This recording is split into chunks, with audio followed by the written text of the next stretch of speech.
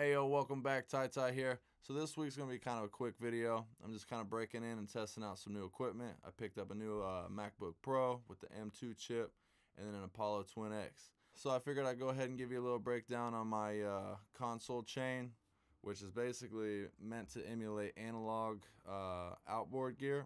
So it's pretty simple, but man, it makes a huge difference. So I'm actually recording through it right now. So let's go ahead and take a little look, and I'll show you what I'm working with. All right, so what I got here is this is the main console layout, and I'm running for my preamp a Neve 1073, which I'm not doing a whole lot, but when you put this in the unison slot up here, this controls your mic. You know what I mean? So like, it's all over the place. But yeah, kind of right in there. But it also actually controls it on your interface itself, running into Pro Tools or whatever DAW you're really using. Also, you can go through here and EQ, but I don't really like doing that in the recording process because I am committing to this sound. But I mean, you can engage, disengage, but you can tell there is a little bit of a difference there because I am cutting off at about 80 hertz. So you can hear it switch there.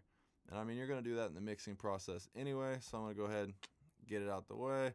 Sounds a little bit cleaner in the recording process.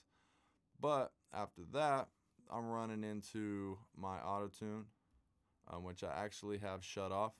But you can go ahead and see right here that I got it on. But you don't need that, especially for what I'm doing right now. So I got it shut off. And then I'm running into an 1176. Basically all this is doing, I got the release as fast as I can get it, and then kind of a medium attack. Granted, this is still pretty fast attack being with the 1176, and I got the ratio at a 4.1. Basically here, even on the peaks, it's just hitting -1 dB, so it's not doing too much, just enough to kind of control some of those peaks and kind of keep everything contained. And then I got that running into a Pultec. I'm running the Pro chain here, which this one has the lows, highs, and mids. I'm not doing anything at the lows because I mean most of that's going to be cut out anyway. And in the highs, I'm only giving not even a 1 dB boost in the 8,000 range, just to kind of give a little. But then up here in the mids, 700 range, once again less than a dB. And I'm kind of cutting out a little bit of harshness with this section here. You can, that might be like 0.3 dB, like very, very little at all. Because like I said, you don't want to do too much here because you're printing this. You can't change it later. And then that runs into a LA2A. And with this one, at the very high peaks, maybe pulling -3. I just kind of like some of the saturation that it gets by pushing it even that hard. I definitely wouldn't want to push it any harder. But it just gives a really, really good sound. Now, you could definitely do less, but I like the warmth that really brings. Now, with that being said, you know, kind of here's just a breakdown of everything. So I got the auto-tune into the 1176, into the Pultec, into the LA2A. And this is kind of a classic way that they used to set it up back in the day, or people still do with actual outboard gear.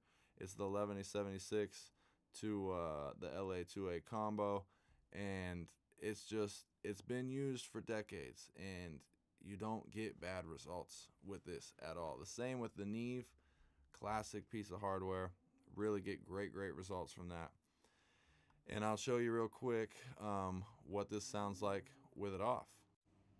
So this is what you got. Very plain. I mean, it's still good quality because I mean the Apollo Twin is a great interface, but it's nothing too much. Just kind of sounds standard, you know. And I could probably even turn it back up a little bit. Yeah, so you can see the difference there. All right, so without, all right, and this is back with it. Just sounds a lot more controlled, contained, and a lot more professional.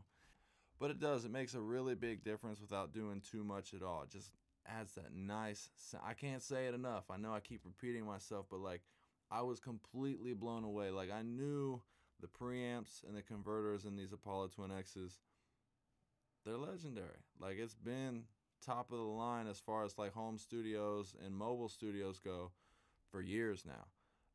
Are they still worth the money? Because I hear people talking about it all the time. I would say without a shadow of a doubt, indefinitely still worth the money. Like if I could buy another one, I would. But being the fact that I got the computer and the Apollo Twin, your boy's broke.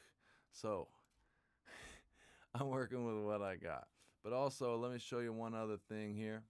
You can go and record actually what you're monitoring, and that'll record into Pro Tools, and that'll be applied with your chain and everything else you got going on. Or you can just hear it and it won't actually commit to that. But I mean, if you're setting that up and creating that sound, why not commit to it?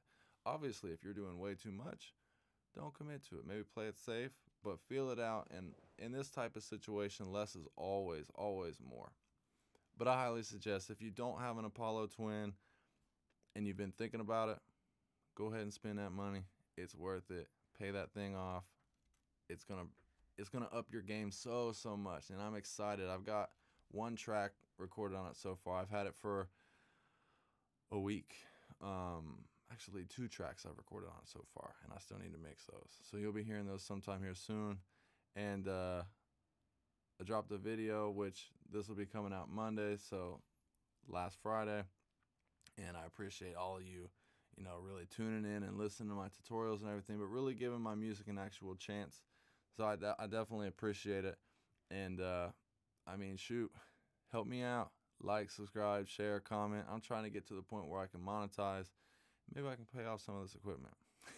But I appreciate every single one of you so much. We've actually doubled my subscribers in the last month. I'm just trying to keep it going. And like I've said before, if you got any questions, comments, any requests, leave it in the comments below. I'll do my best to get to it. There's definitely a couple that I've seen in the comments that I definitely want to get to. Like I said, though, today I just really wanted to try out the gear, make sure everything was running smooth, and just kind of go from there. But hey, this is Ty Ty, bringing you radio quality music from home. I'll catch you next week. Peace.